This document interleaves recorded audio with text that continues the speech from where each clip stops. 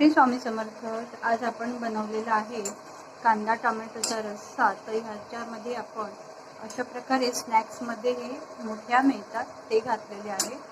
तर हे बघा असे हे मोठे असतात. मेथी नमकीन मोठ्या असं लिहिलेलं आहे. मेथी मोठी असतात.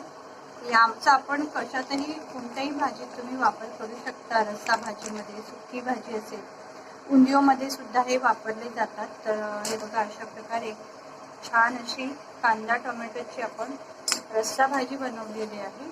आणि ह्यात आता आपण घालणार आहोत थोडंसं शेंगदाण्याचं कूट. हे तुम्ही चवीप्रमाणे घालायचं आहे. आणि होत आले की आपण आता घालत आहोत थोडीशी कोथिंबीर. तरी कशी वाटली रस्सा भाजी नक्की सांगा.